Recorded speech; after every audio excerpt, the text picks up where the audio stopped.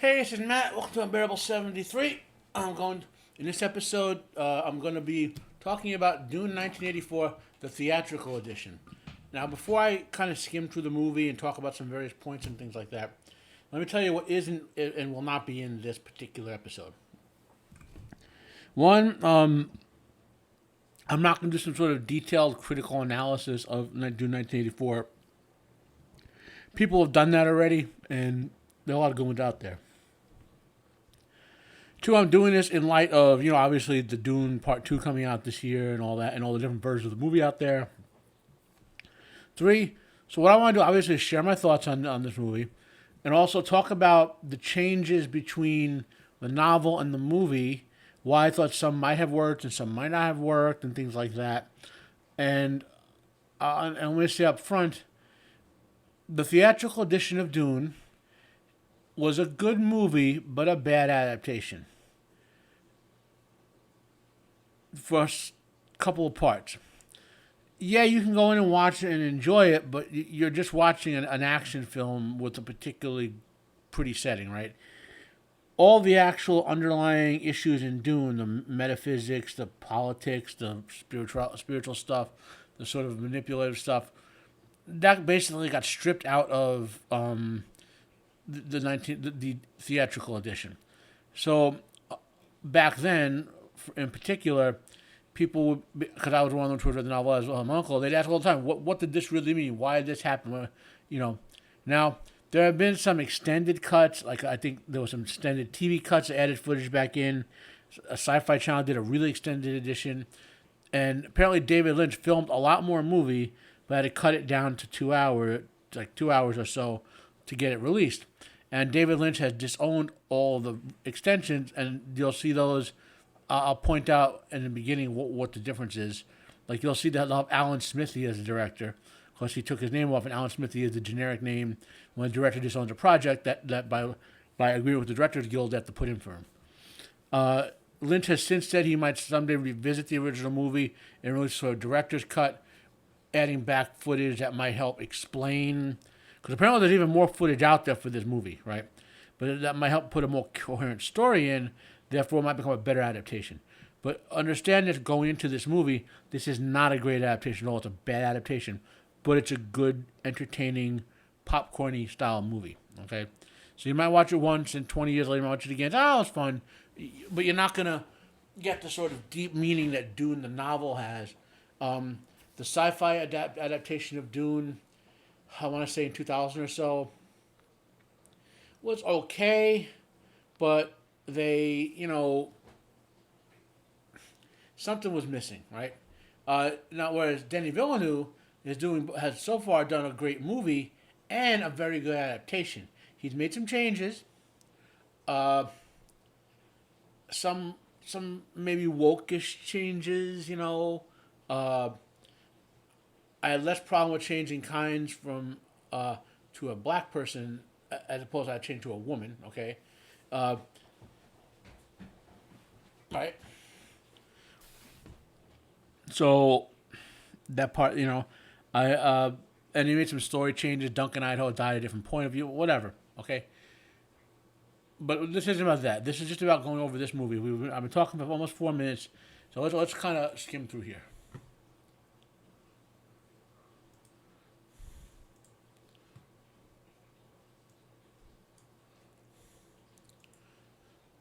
So let's go back a little bit. So you see David Lynch. Now, the versions of this that are all the extended ones will say an Alan Smithy film. Okay.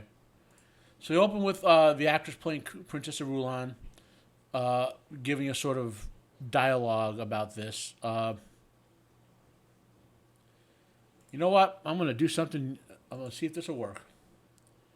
We're live on the fly, changing the programming, fellows. Give me a few moments. I know I have subtitles for this somewhere, so it would be. Yep, there's SRTs. Copy. Paste. Let's put some subtitles in. Okay. So here we have Princess Irulan giving the sort of. Now, that's the year 10191. since roughly speaking when Dune was written in 1965. Okay, so Dune takes place. I'm sorry, I'm sorry, I messed that up. That's the year 10,101 since what's called the Butlerian Jihad, and that is several thousand years in the future from when Dune was written in 1965. So Dune takes place well over 10,000 years in the future. Okay, when the whole galaxy is under the rule of the Empire, and humankind has spread to multiple galaxies throughout. Okay, so this is a really the setting is cosmic, multiple galaxies, but the humans in other galaxies are sort of cut off, and there's a big backstory with the enemy they defeated in the Jihad, which was a sort of mega computer called Omnius that controlled everything. He got cut off. Basically, they cut off his ability to communicate within this galaxy, freeing humans from his control. But he's still out there elsewhere in the universe, controlling some galaxies. Right. So that's the Dune series eventually leads towards that. But Herbert himself never gets to that point. His son kind of does by continuing the series on. So that's where the novels go. We're not talking all this. So we're talking just about the movie. Now, Princess Irulan is one of the 4 daughters of the Padishah Empire Corvino IV. Okay, Shaddam Corvino IV. He's upset for 2 reasons. One, he has no sons. Okay, and because he has no sons, he's not considered to have any viable heirs on his own. Okay, and that makes him vulnerable politically to his cousin Duke Leto. Now, in the politics of Dune, had he just married his daughter to Duke Leto, or to have said he could marry your son, right? The whole thing would have been solved. But he couldn't do that because he decided at some point that he wants to essentially live forever and be emperor forever. Okay, really head Casey. By the way, all the daughters of the emperor are trained as Bene Gesserits, the full Bene Gesserit sisters.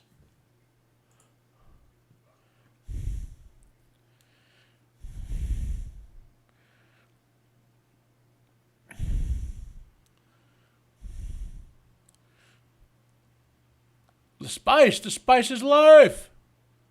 Okay, this is in the way. Let's move this up there, maybe. Yeah. So that's our lead-in expand, and then we get to see some of the. Okay, so here's another change.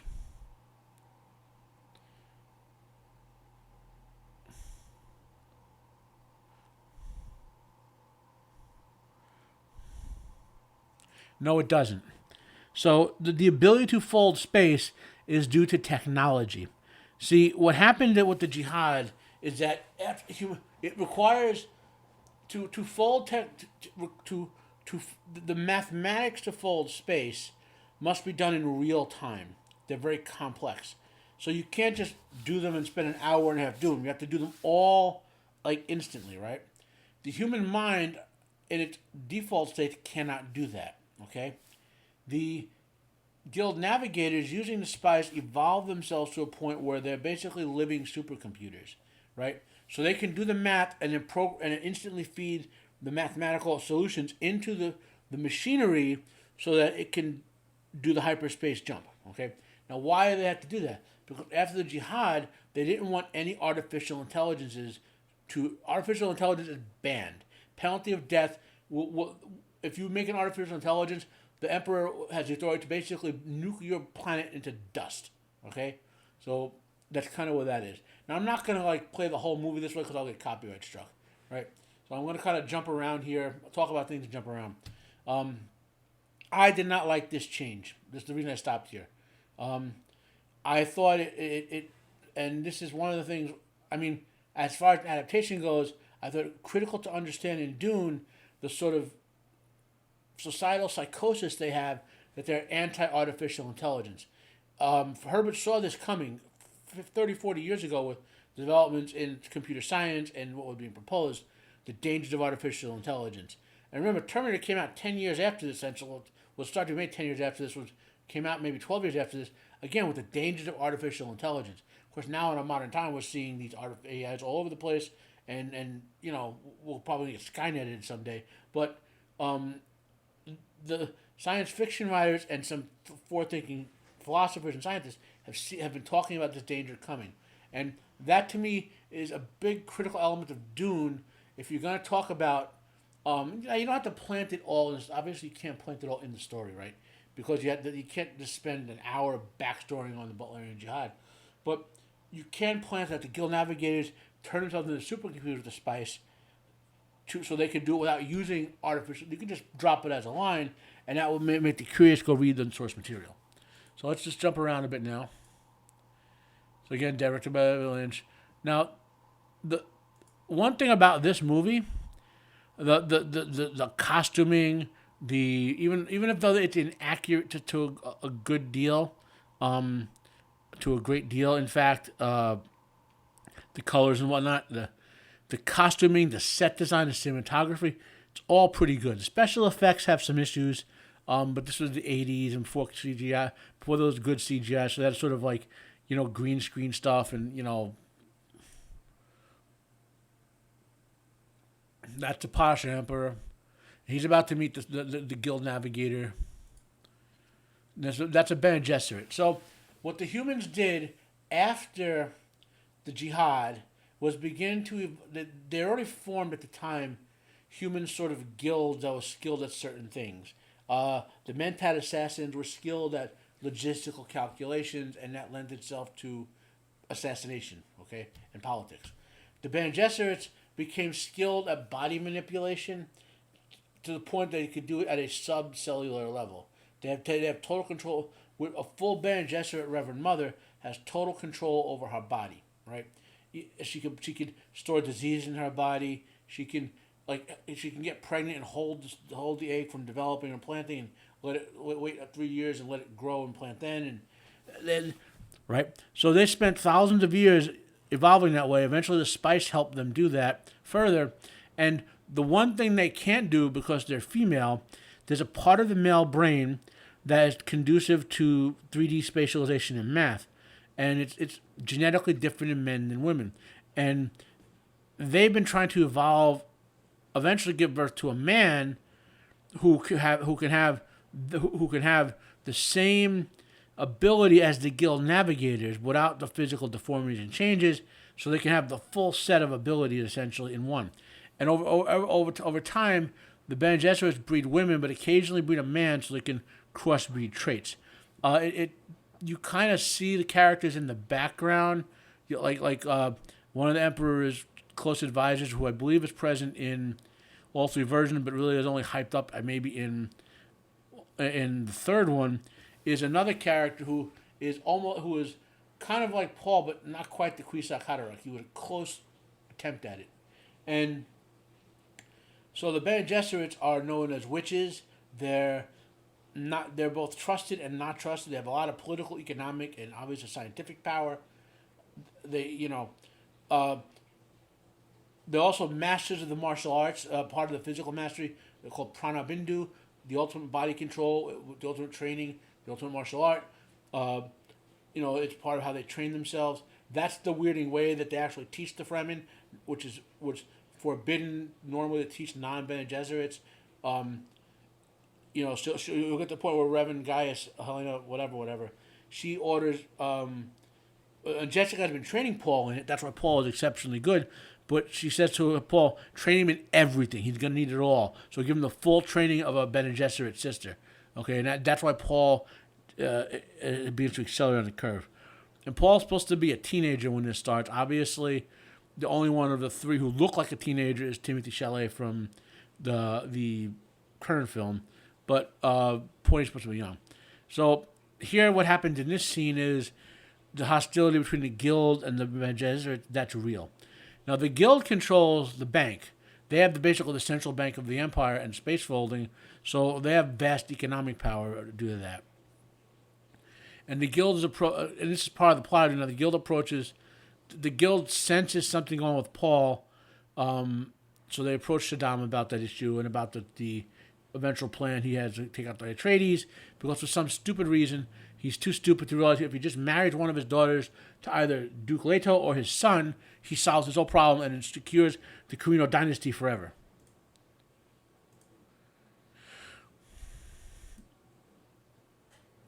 So we get the Mentat training, about the shields. Now, Holtzman's shields are really interesting. This isn't obviously this is 80s special effects, and the most modern Dune has the best version of them. But the interesting about this sort of depiction of them is you can see the sort of like Holtzman's shields are, how do I put it? They seem dangerous here, whereas in the future they just seem like armor. So these things seem dangerous because they seem like force constructs containing energies. And Holtzman shields versus the las gun, they do not interact well. They basically, if you use a las gun on a Holtzman shield, you release the energy trapped in space and you cause nuclear explosion. Okay.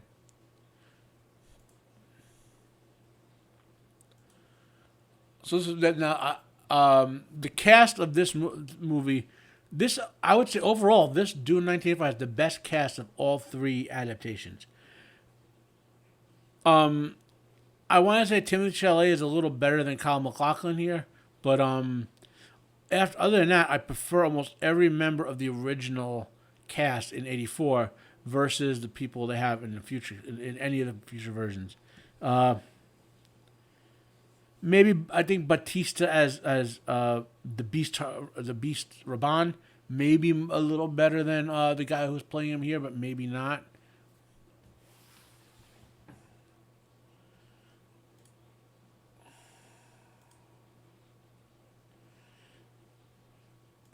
So part of the element here now. So we get the interplay between the chief advisors of Duke Leto, who are all training the Duke. So Paul has the training of the Bene Gesserit, which they don't know. That's only Jessica knows that she's training Paul. She hasn't even told her mate, because they're technically the concubine. Whereas they know that Paul's getting the full training of a Mentat. He's getting the full training of Duncan, who's a weapon master of Ganange, and and all Gurney's vest. They're all training him fully.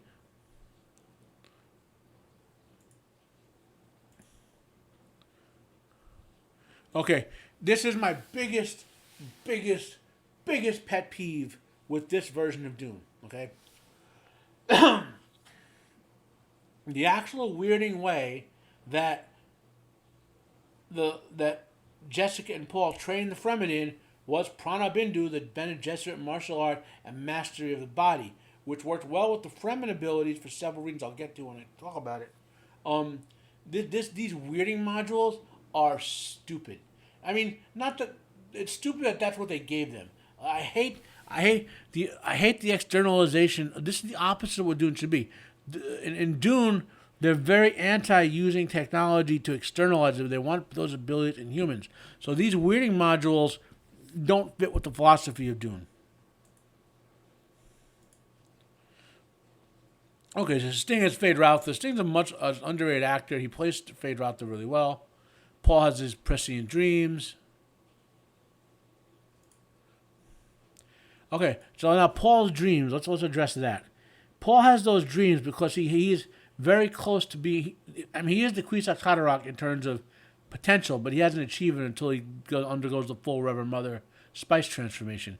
But what's happening is the supercomputer that he has in his head, which is the same one that the Guild Navigators has, is showing him all the possible future. Now, while they're playing them, he can't discern between them. He doesn't have the expanded mind to perceive it until he undergoes the Bene Gesserit transformation. So his dreams that come true are really him noticing that all the various possibilities that play in his supercomputer head, which ones, he said, oh, I dreamt about that. Well, he dreamt about all of them, but he doesn't quite remember all of them. But because he encounters the ones that do match his prescient predictions, they seem like prophecies. And eventually, after Paul undergoes the awakening with the spice and becomes the male equivalent of Reverend Mother, he can then pick between those futures and navigate among them to discern all his opponent's actions and such. That, by the way, is a big theme of Dune as well. That kind of... No version of Dune has captured this adequately. We've yet to see if Villeneuve is going to do it in his version of Dune. But one of the big things of Dune science fiction. This is more than Dune. Isaac Asimov had this with his Foundation stuff. You know, that humans are very, very predictable. Okay, that they can you can predict how those who know history are doomed to repeat it. Well, it's going to repeat anyway because humans just keep doing the same crap over and over again for both good stuff and bad stuff, and that's part of why Paul gets realized the jihad's inevitable. So he managed to find a path where the jihad's not destructive and so forth.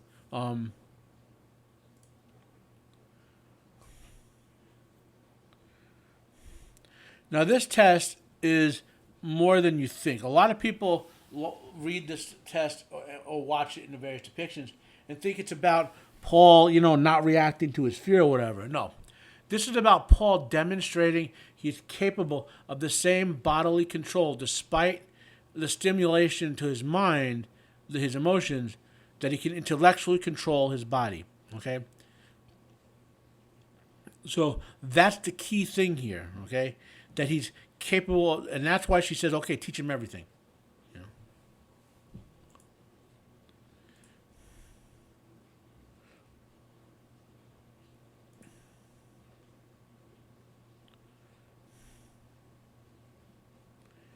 Now, of course, the reason the Reverend Mothers have prescient abilities is because over the thousands of years they've been trying to give that ability to women. They've kind of achieved little bits of it here and there, so they can kind of have some prescient visions, but not quite what Paul has or someone else the navigators can do.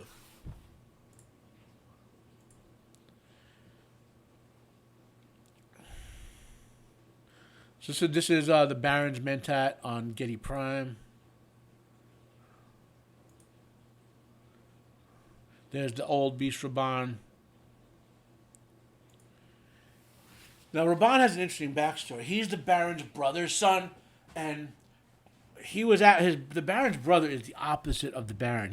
He's a nice guy. He was a good ruler, and he wanted to rule his world and his solar system, give the taxes to his brother, give him the middle support he needed to be left alone. But his brother couldn't live up because his brother is sort of narcissistic and obsessed with power mongering over people. So he had to ruin his brother's life, take his son, and turn him into this monstrosity. Now, the Baron used to be an incredible athlete and handsome man until he sort of crossed the Bene Gesserits, but it wasn't his fault. So, remember, the Bene Gesserits have been trying to breed the perfect human being, and getting genetics of each line of humanity and putting them together in the right capacity, selective gene editing and all that, right inside their bodies. So they sent the Bene Gesserit. They needed the DNA of the Baron to add back into the mix. It was time, right? The Baron is a homosexual, and rather than approach him economically and say, "Look, Baron, we need some of your DNA. We'll pay you for it, provide you for whatever," they basically chose to, I guess you might say, grape him, okay? And he resented that and retaliated. And in retaliation for his retaliation, the Bene Gesserits infected him with a genetic plague in his body that made him obese, that damaged his nerves, and caused all those pustules to keep forming.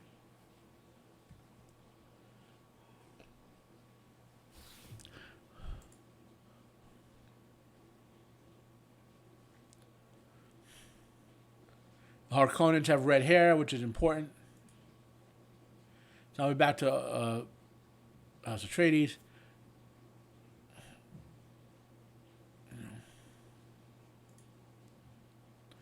Now this is the movie's version of the Guild Navigator folding space, which is not, again, nonsense. We're not going to bother with it. So they arrive on Arrakis. They begin to, investigate the Harkonnen Palace and all that sort of stuff. No big deal there. Okay, so Duncan Idaho is an interesting character. He's an important character, but he gets very little screen time in Dune. But he comes back later. Those of you who've seen the movies know he dies. Well, they have an ability to clone people, including their memories, right? And because memories in Dune are stored in your genes. So he's an important character, and in terms of he keeps getting cloned. The short answer. Okay. So he again. There's no changes here from the movie to the book. And Duncan went among the Fremen. He became beloved by them. The movie does, however, like no version of the movie adequately expresses the amount of time that's passing. Like the impression from all three versions of the movie is that this is like a couple weeks. Duncan was there quite a while on the ground with the Fremen, preparing and getting them to know him, telling them how the Duke is, the type of person he is, and all that. The Fremen were considering an alliance with the Duke because he was different from the Harkonnens. So now we meet, we'll meet Liet Kynes. So, Kynes is the Emperor's, whatever of the change, as the change. But more important, he's the royal ecologist sent to keep on top of of Dune's ecosystem because it needs to keep producing the spice, right?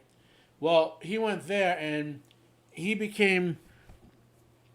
The Fremen actually tried to kill him at several points, but he kept living through this stuff, and they began to see him as a holy man because he's the one who told them that they can make Arrakis green. He had a vision for Arrakis becoming, because he figured out that it was the worms that caused the desertification, as they essentially destroy water because water damages the worms. Okay, so he had a plan to make Arrakis green again and contain the worms in an area where they can still produce the spice, but not make the rest of the plant as a disaster, as it were. And the Fremen eventually backed that plan, and then we eventually see in versions of Dune all that water stored in the ground, that the Fremen have plans to terraform Dune and all that sort of stuff. So Kynes is a holy man to the Fremen. It's important to understand. I don't like the change. I had no problem with the race change of Kynes because remember, at this point in the Dune future, humans, what we call the races and ethnicities of today, don't exist, have not existed for thousands of years. Omnius literally bred that out of humanity, okay? So there's no analogy in terms of ethnicity for the people that any of us are in this future. There are cultural analogies, right? For the people in terms of lifestyle and whatever, but there wouldn't be the same ethnicities, so the coloration of the skin wouldn't matter.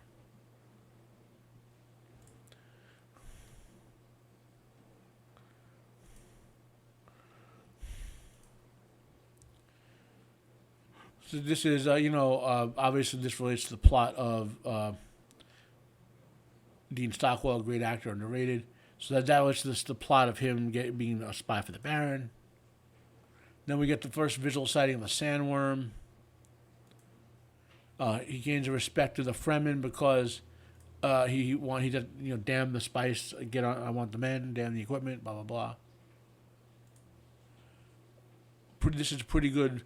The book's slightly different. There's slight difference in the book, but this is a very good scene for how, this is a good way to adapt something that would have to be different. A small sandworm swallows the spice factory. Lady Jessica,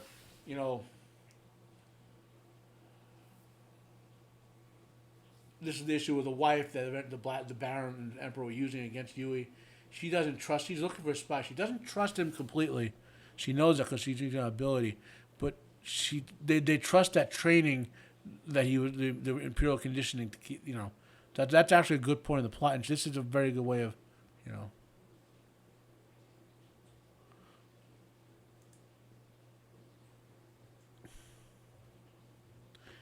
I like, again, no issues here with this scene.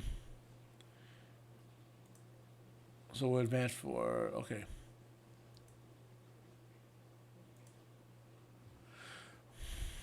That dog running through the corridor is a very David Lynch thing. Now, you may ask yourself, why does the Baron... Okay, so the Baron doesn't know, by the way, he's Jessica's father. Okay? And Jessica... I don't think Jessica knew that he was his father either. So the Bene Gesserit plan was for Jessica to bear daughters, who all would marry, who all would bear children from the Baron's children, from Harkonnen men. Okay, and therefore that in the theory would be the possibly produce the Queen of Tatarak. Okay, of course they didn't know that Paul would be Paul.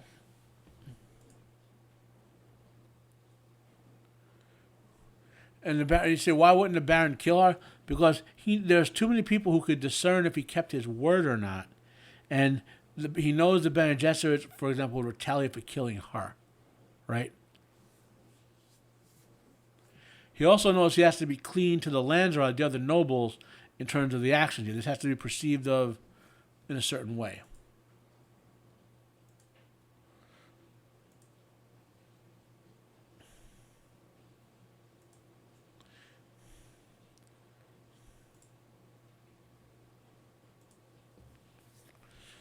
Now the scene here, the Denis Villeneuve's version of these scenes was better in the sense that by the time Paul and Jessica got to this point, they actually returned to the base. So not that they interacted with Duncan, but they returned to the base and left again. And it was a little, but there's not a big difference in terms of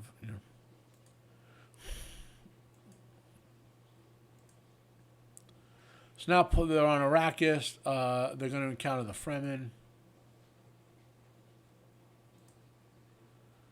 This is when Paul begins to figure out the worm and spice are related.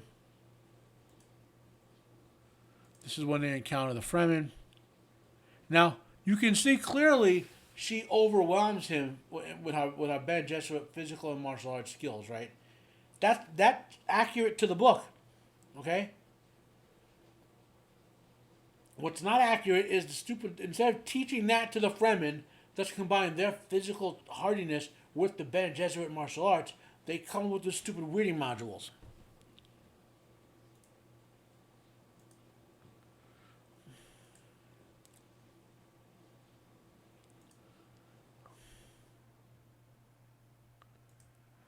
Now this is a case here when Paul fights. When Paul has to fight Gemesis, whatever his name is, this is a case where since Paul can't control the prescience, a man who was supposed to guide him and teach him the ways of the Fremen instead dies, right? Because Paul doesn't know can't see all the future, he can't navigate between them. Had he been able to do that, he might not have caused a breach of honor with him when he went into hiding, that's causing that fight.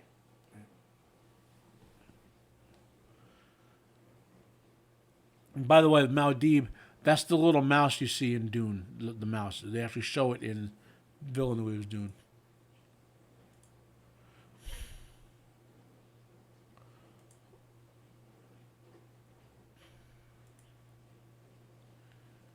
This is Jessica becoming a Reverend Mother, and the previous men of them are dying. Not quite. And the heart plugs are stupid. It's a stupid movie thing. And now we're just in the sort of, again, here's the stupid weirding modules. I hate these things. I hate them with a passion. I just wish I could excise them.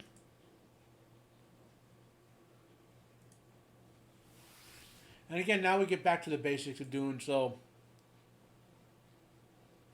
the Fremen, overcoming the Harkonnens. And now you say, how is this possible, right? Well, the guild needs spice. They don't care about anything but getting that spice, right? And for years, the Fremen have been giving the guild extra spice with the notion that they'll basically keep all overflights on areas of Arrakis to a minimum so the Fremen can hide. And they continue doing that, and that's how the Fremen rise up against the Harkonnens, right?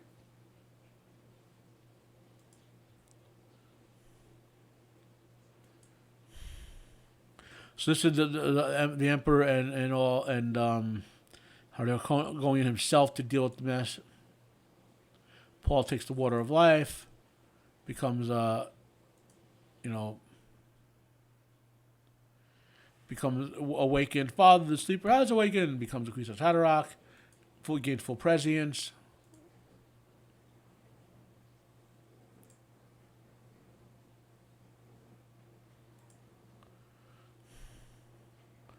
The sleeper has awakened. This is a great scene. I hope they pull it off in Villeneuve's Dune.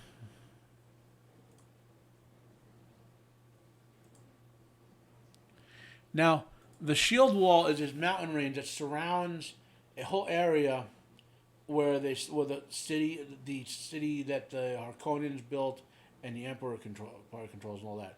It keeps the vast desert wind, which destroys civil buildings and everything, out of that area. So Paul got the House Atomics back from Gurney there, who had seized control of them and hid them to keep them from going to the Harkonnens. His plan was to use them again, but he hates the Harkonnens, and his plan of retaliation was going to be to try to get the Harkonnen homeworld and nuke it out of existence. Yes, they have planet busters. So we get the battle. Paul shows up. Blah blah blah.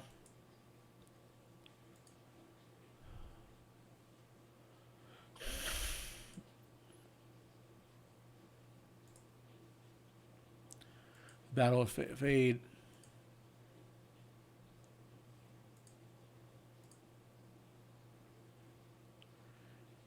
So yeah, and that's basically the walkthrough of Dune. Now, I dislike obviously the weirding modules. I dislike some of the story truncation. I dislike the lack of the antipathy, not antipathy, the problems with artificial intelligence, with machinery that Herbert was talking about seem missing from this version. You know, so it's that's why it's a bad adaptation. But it's an entertaining movie. That's about what I want to say about it. I don't want to belabor this review and thoughts about it. You should now if you want to understand the story being told have a better adaptation, go watch the most extended version of this you could find. Okay, of this movie. But if you just want to be entertained and have the tracings of Dune, the novel, so to speak, watch the theatrical version. My name is Matt. This has been Unbearable 73 Review. I hope you have a nice day. Like if you like, dislike if you dislike, comment down below. Share this out if you can. Thank you. Have a nice day.